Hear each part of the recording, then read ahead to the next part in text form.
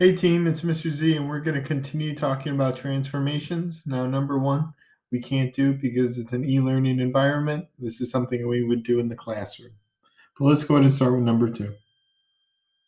So basically, transformations are specific numbers do different things depending on where they are in an equation.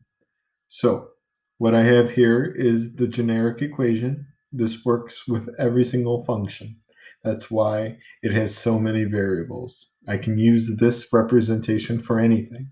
So this g of x function is going to be what you want to reference. In this problem, it tells you that the b value is 2 and the c value is 5. The reason he has to use this language is it's pretty difficult to talk about where a specific number is.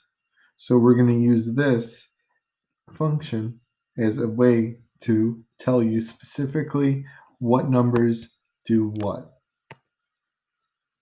So when you're looking at this guy, I'm going to plug it in, and I'm going to see that his conclusions say that this function should look like, well, a isn't being affected, so it's just going to be the function with a b value of 2, and then the x is going to be modified by 5.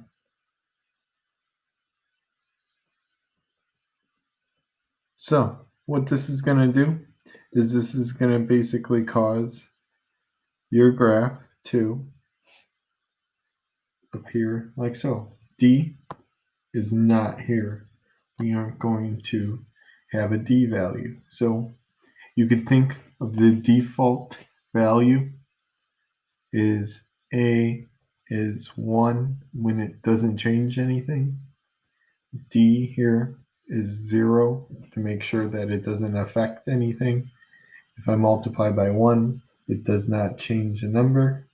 If I add 0, it doesn't change the number. So what you can see here is there is a slight difference between what's going on. Here, this person generally knows function form, but has misunderstood the algebraic sentence. Do you see the difference in these two statements? Notice another parenthesis, the bracket. Here on the left, it does not have the bracket. So in order to communicate what he wants to do, I would have to write on what g of x is currently set to. Technically, from his equation, I need it to look like x has no number in front of it.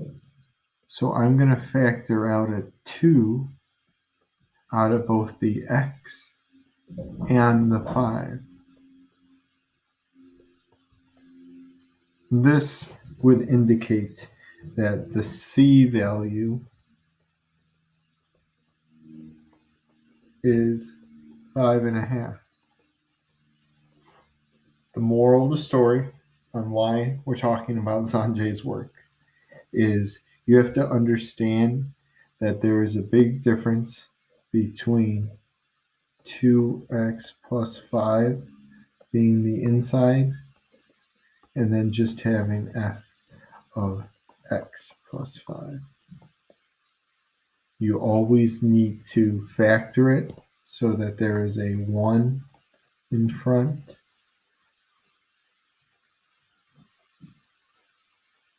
This table is going to help summarize the information in the formula and help you just remember and have a quick reference guide. We'll go ahead and talk through it, but I want to go ahead and generate it for y'all.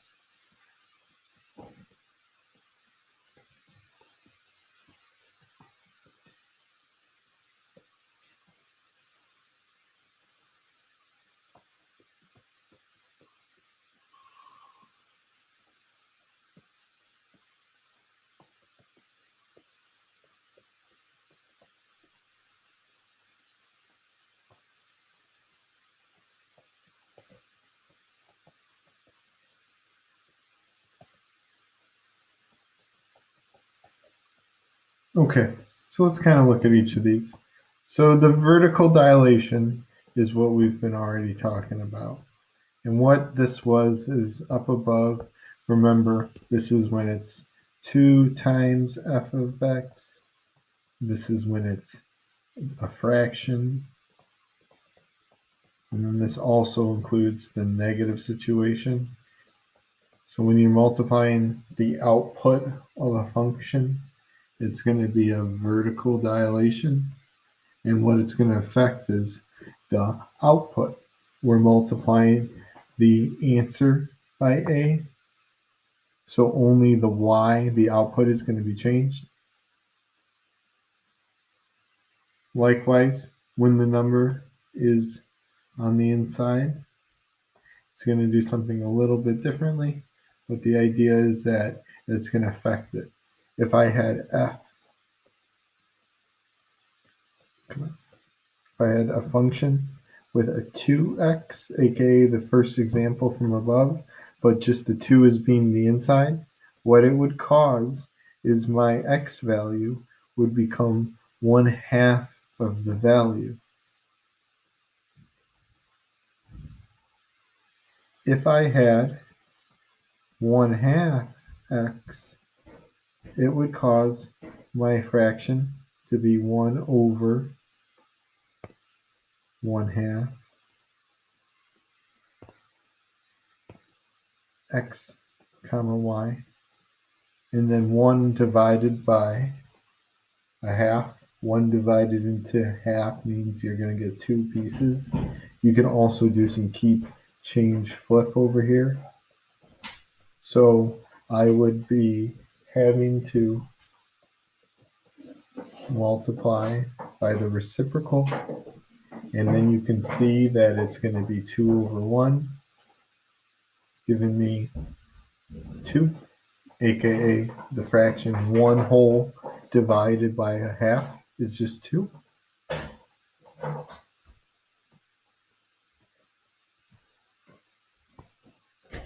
The next example I'm going to give you guys is for the negative situation.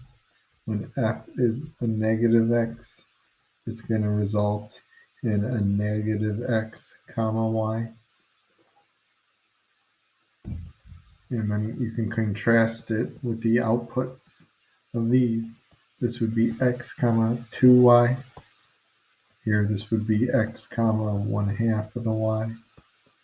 And then likewise it would be negative y. The way I can help remember if it's vertical or horizontal is by looking at the x-axis, and depending on which one you focus on. Here, if I focus on the x-axis, okay, I'm looking at the x-axis. Here, the positive y's are here, and then negative y's are there.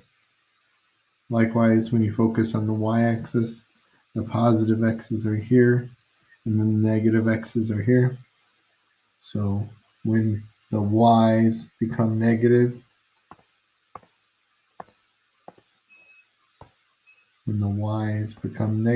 you can see what line is it reflecting over. Oh, it's a reflection over the x-axis. Likewise, if I reflected the inside, the input, when I affect the input, it's going to say, hey, it's a reflection over what? Y-axis. The idea is that you're supposed to have an intimate knowledge of what's going on.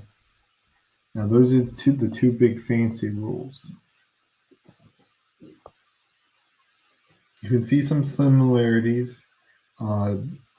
This chart is just going to be a great reference guide. Okay, the next ones are a little more obvious here.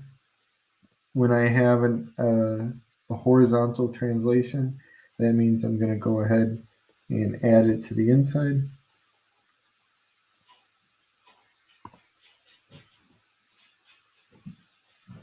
So I'm going to have my function, and I'm going to go ahead and add to. And what this is going to cause is for it to affect the x. You can see it would be very similar for x minus 2.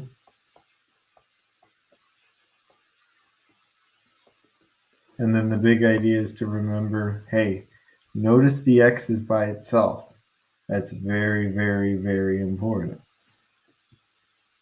What this is doing is it's going to go left or right. Likewise, with adding it to the outside, so instead of here, it would be, I have my function, and then I'm going to take the output and add to. That would cause it to be x comma y plus 2.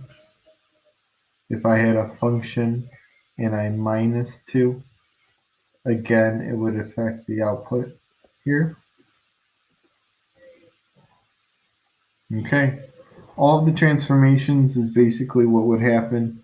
Basically, the idea is that with this, you can create any output and affect what's going to happen. This is just all 4 of the rules put together. But reference this table, it's going to be your major life. All right, this is next time. See you then. Da-da-da. Da-da-da.